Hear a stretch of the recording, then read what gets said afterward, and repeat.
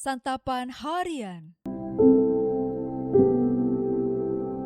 Hari ini kita akan membaca 1 Korintus pasalnya yang keempat, ayat pertama hingga ayatnya yang kelima. Namun sebelumnya, mari kita berdoa. Di saat kami bingung akan arah, firman-Mu adalah kompas kehidupan kami. Saat kami lemah, firman-Mu memberi kekuatan. Saat kami jatuh, firman-Mu mengangkat kami. Di dalamnya indah kasih-Mu ya Kristus, kami bertelut. Amin.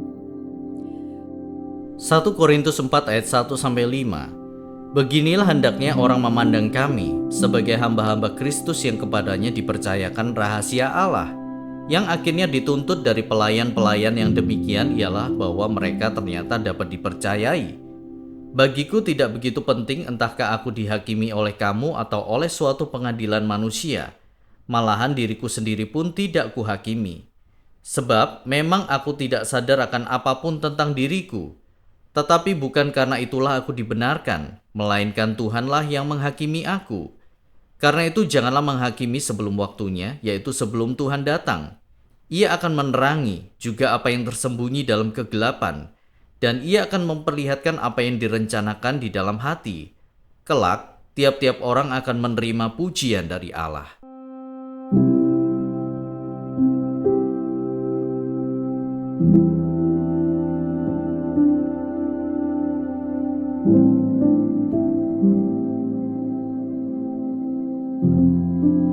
Sahabat Scripture Union Indonesia, sebuah peribahasa mengatakan, anjing menggonggong, kafilah berlalu.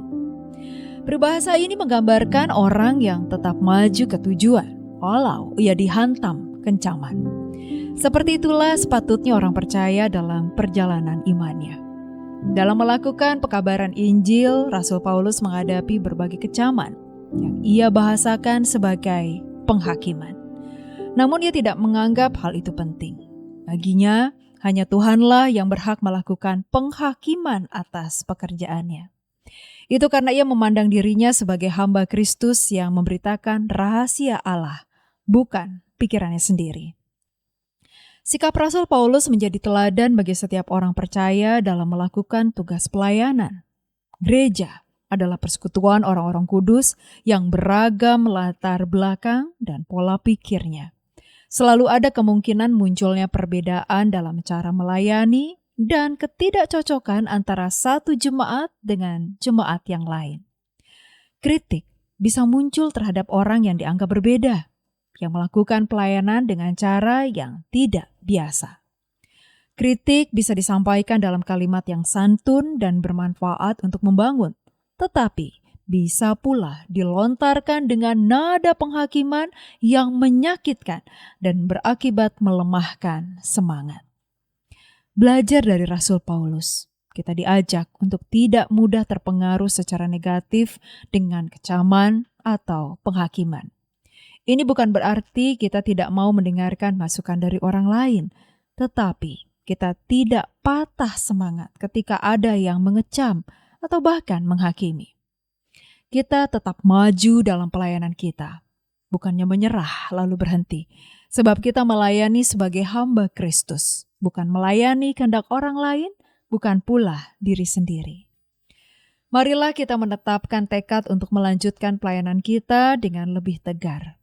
Kita mengalihkan fokus kita dari komentar negatif ke Tuhan dan terus menyalakan semangat kita. Pada saat yang sama, kita iringi tekad kita dengan doa bagi diri kita agar tetap setia, juga bagi orang yang menghakimi kita agar bertumbuh dalam Kristus dan tetap baik pelayanannya. Mari kita berdoa. Kristus, di dalam kasih-Mu yang meneguhkan dan menguatkan, teguhkanlah kami untuk tidak mudah terpengaruh oleh kecaman ataupun penghakiman yang melemahkan hati kami. Teguhkan langkah kami agar tetap setia dan maju dalam pelayanan, bukan menyerah atau bahkan berhenti di tengah jalan. Ingatkanlah kami bahwa kami melayani sebagai hamba Kristus, bukan untuk menyenangkan manusia. Di dalam nama-Mu Kristus Yesus kami berdoa. Amin. Kiranya firman Tuhan yang Anda dengarkan menjadi berkat, hingga Anda memiliki kehidupan rohani yang segar, kuat, dan sigap. Jika Anda menginginkan buku santapan harian, silakan kirimkan nama, alamat lengkap, dan kode pos beserta nama radio yang Anda dengarkan ke nomor 0811 9910 377. Tuhan Yesus memberkati.